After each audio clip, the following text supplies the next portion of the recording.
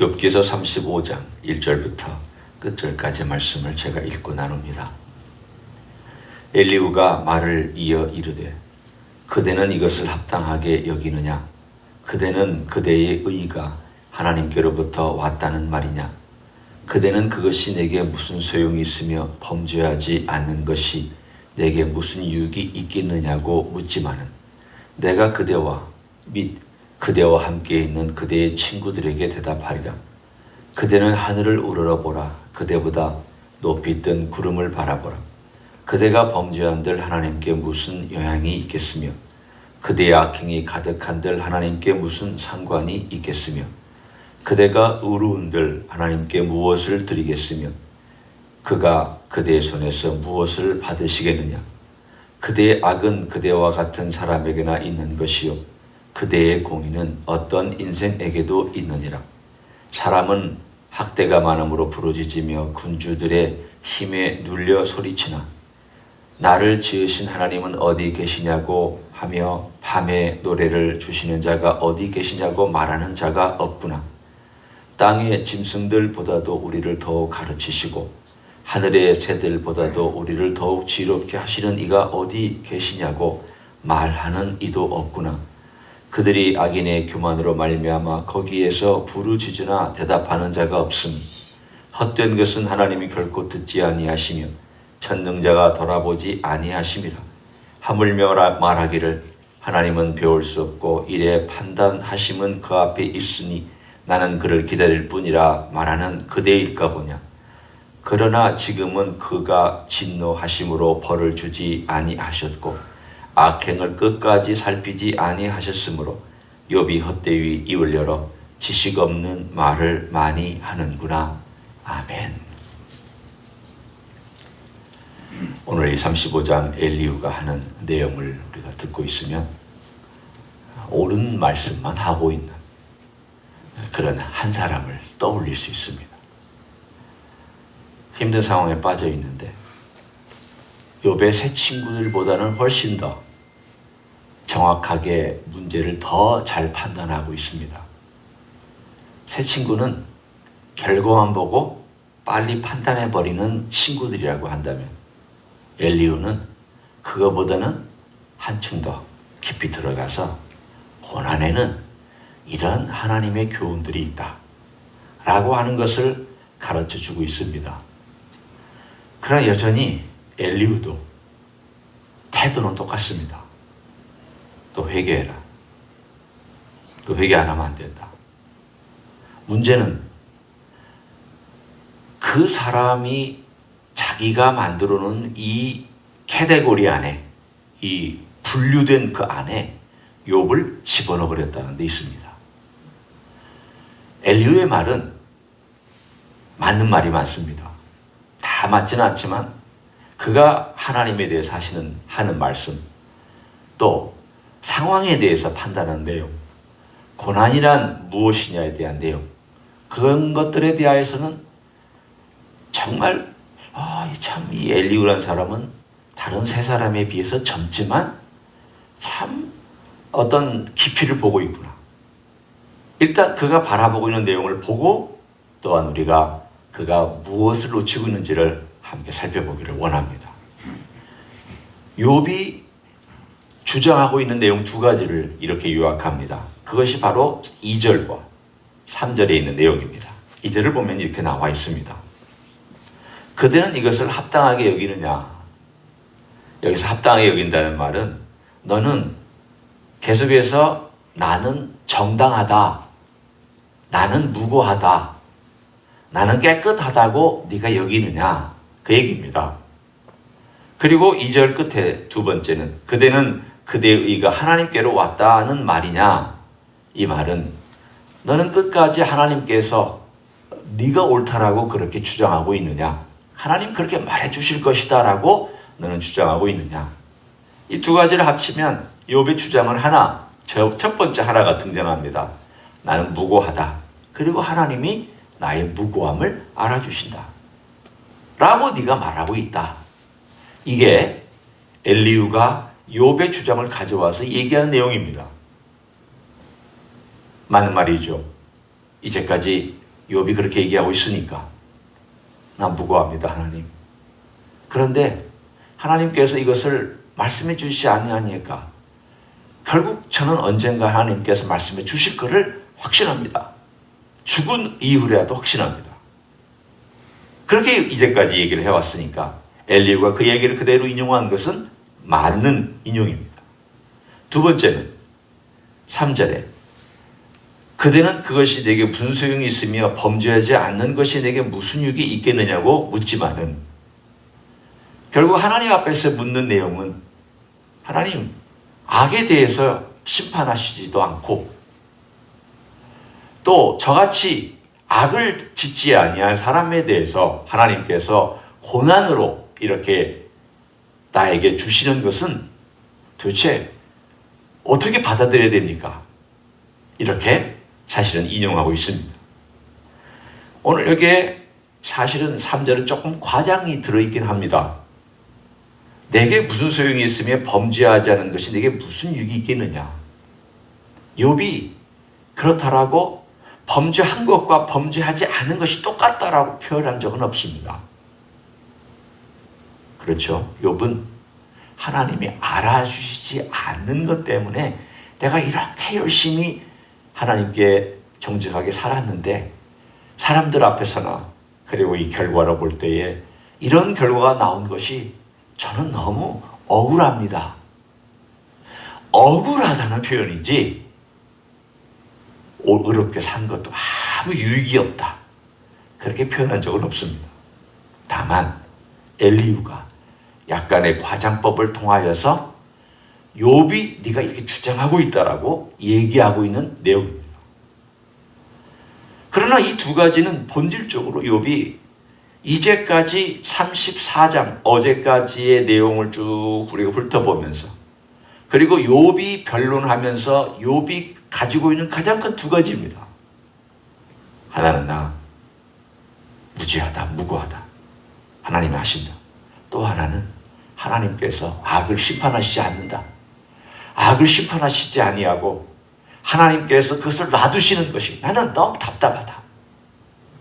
이거에 대하여 오늘 35장에 엘리후는 두 가지에 대하여 답을 다 해주고 있습니다. 엘리후의 대답입니다. 엘리후가 뭐라고 얘기합니까? 자, 6절, 7절, 8절을 보십시오. 그대가 범죄한들 하나님께 무슨 영향이 있겠으며 그대의 악행이 가득한들 하나님께 무슨 상관이 있겠으며 그대가 의로운들 하나님께 무엇을 드리겠으며 그가 그대의 손에서 무엇을 받으시겠느냐. 맞습니다. 하나님의 절대 주권을 생각하면 우리가 악을 행하여도 하나님의 절대 주권 건드리지 못합니다. 우리가 의롭다 하더라도 하나님의 의에 대해서 추가로 더 덧붙이지도 못합니다. 하나님의 절대 주권은 그렇습니다. 여러분이 하나님께 영광을 제가 많이 돌립니다 그래서 하나님의 영광이 더 풍성해지는 거 아닙니다. 하나님의 영광은 원래 풍성합니다. 여러분이 영광을 돌리시나 안 돌리나 하나님의 영광은 원래 본질적으로 풍성합니다. 그 얘기입니다. 따라서 이 이야기는, 엘리후 이야기는 맞습니다. 우리가 의를 보태주지 않아도 하나님은 의로우신 분이고 풍성히 의롭고 완전히 의로우신 분입니다. 우리가 아무리 범죄해도 하나님의 절대 주권과 그분의 통치를 건드릴 수 없습니다. 절대 주권 면에서는 이 엘리후의 말이 맞습니다. 그러나 이 답이 누구에게 지금 주어지고 있는 건가? 욥에게 하고 있는 내용입니다. 욥, 네가 나 옳다라고 자꾸 얘기하는데 네가 아무리 옳아도 하나님께 네 옳은 거에 대해서 하나님 인정을 안 해주시겠지만 설사 인정한다 하더라도 그게 무슨 의미가 있느냐? 네 의는 사실은 미안한 표현이지만 좀 쓰레기 같다, 그 얘기입니다.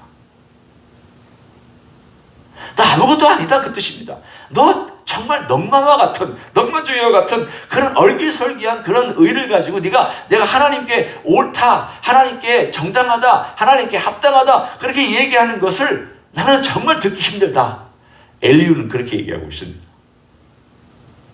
맞습니다. 죄인인 측면에 볼 때 우리가 의인들, 우리가 의를 행한들 무엇이 하나님께 보탬이 되고 우리가 사랑할 것이 무엇이 있습니까? 의의 측면에서 보고 절대 주권의 측면에서 볼 때 엘리후가 말하는 것은 새 친구보다 훨씬 옳고 맞습니다. 그런데 엘리후도 보지 못하고 구약의 대부분의 사람들이 보지 못했던 것이 있습니다. 그것은 바로 하나님 아버지에 대한 개념입니다. 우리는 신약에서 이야기를 듣습니다. 예수님께서 이 땅에 오셔서 구약에서 놓치고 있었던 가장 중요한 하나님의 개념을 우리들에게 설명해 주셨습니다. 누가복음 12장과 누가복음 15장에 나옵니다. 누가복음 12장에 너희들 염려하지 마라.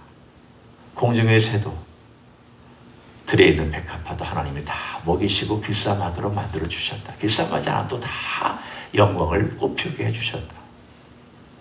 그리고 말씀하셨습니다.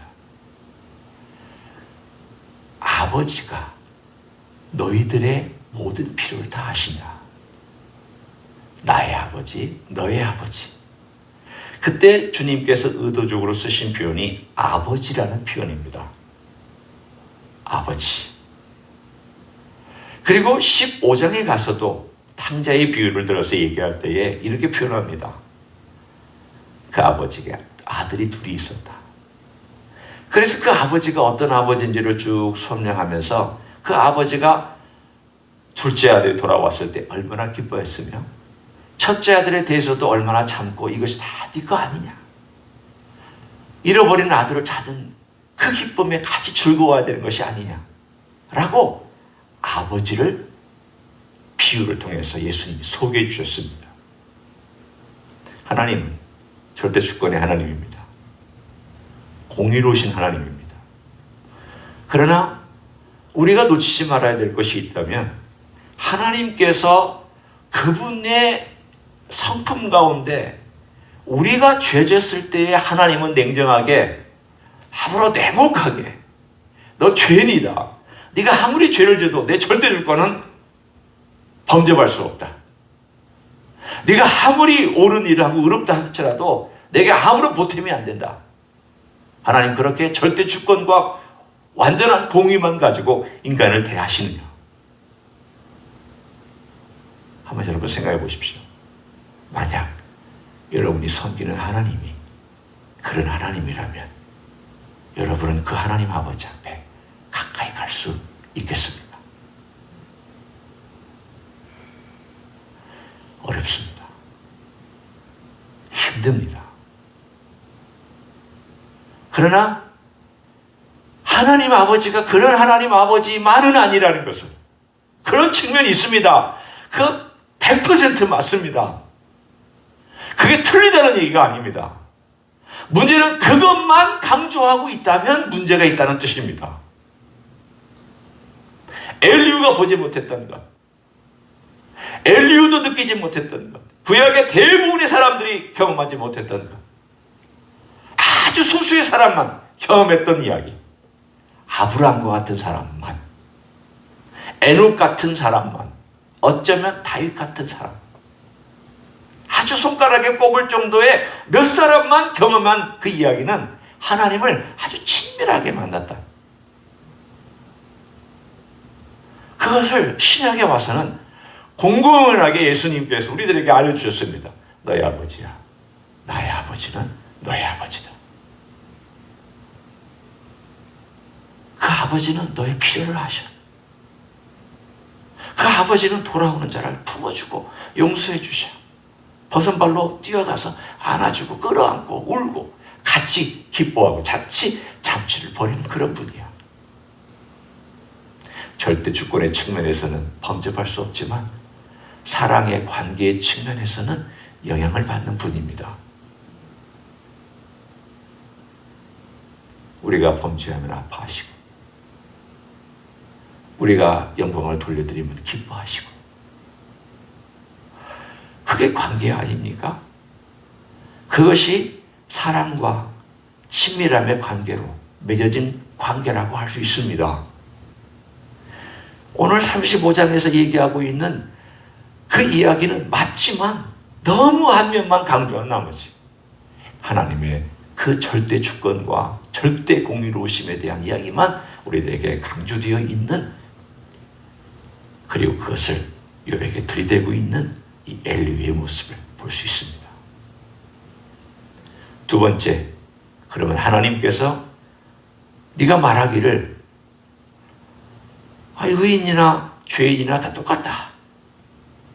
내가 의롭게 산들 무슨 유익이 되며 죄를 쳐도 하나님이 심판하시지 않는 그런 이 세상에 우리가 살고 있는 것 아니냐라고 욥이 네가 그렇게 얘기했다 라고 하면서 이렇게 대답을 합니다. 35절 15절 봅니다. 그러나 지금은 그가 진노하심으로 벌을 주지 아니하셨고 악행을 끝까지 살피지 아니하셨다. 엘리후가 잘 보고 있습니다. 하나님은 지금 악인과 의인을 놔두고 계신다. 그 얘기입니다. 하나님은 그냥 보류하고 계신다. 그 뜻입니다. 그러나 문제는 어디 있느냐면 욥, 너도 악인인데, 너도 헛된 말을 하는 사람인데 하나님이 지금 널 놔두시고 있는 거야. 네 생명을 놔두시고 있는 것은 아직 널 깨닫게 해주시려고 그러시는 거야. 너 그러니까 회개해야 돼. 빨리 회개해. 그 뜻입니다. 더 많은 것들이 와서 너를 힘들게 하기 전에 빨리 깨달아야 돼. 그것도 역시 정죄해야 합니다. 맞는 말이지만 내가 하나님의 생각에 대하여서 갖고 있다는 것을 남에게 함부로 얘기하는 것은 큰 문제입니다. 정말 우리가 하나님 앞에서 어떤 문제가 명확하게 죄로 들어갔을 때에는 그것조차도 1대1로 만나서 권면이 필요하고, 정죄 절대 하면 안 됩니다. 정죄는 우리의 몫이 아닙니다. 손가락질 우리 목 아닙니다. 하나님이 하라고 하신 거 아닙니다. 예수님이 하라고 절대 하지 말라라고 말씀하셨습니다. 이거 하면 큰일 납니다. 그리스도인은 정죄해서는 안 됩니다. 손가락질하면 너 회개해, 너 회개해, 이거 아닙니다.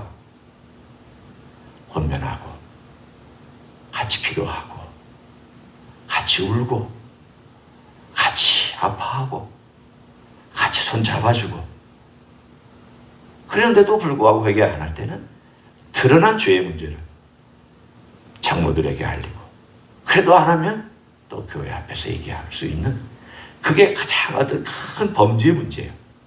작은 어떤 문제에 관해서는 개인적으로 해결하고 덮어주고 용서하고 기다리고, 이것이 기독교인이 우리 주님에게서부터 배운 교훈이요, 주님에게서부터 배우는, 주님으로부터 배우는 그분의 삶으로부터 배우는 것들입니다.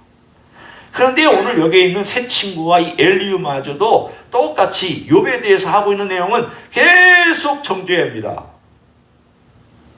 새 친구는 과거의 죄 때문에 너 범죄했다, 너 회개하라, 이것이 정죄였다면, 오늘 엘리후는 너 지금 깨닫지도 못하는 이 무고한 인생아, 이 헛된 말을 하는 인생아, 네가 얼마나 교만한지 아느냐, 너 교만을 회개해라, 이렇게 얘기합니다.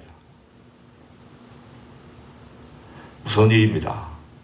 그러나 오늘 우리 하나님께서 우리에게 주시는 이 35장을 통하여서 주시는 아름다운 교훈이 한 가지가 있습니다. 하나님께서 어떤 분인가에 대하여 우리가 잘 알면 사람에 대하여서도 부드러워집니다.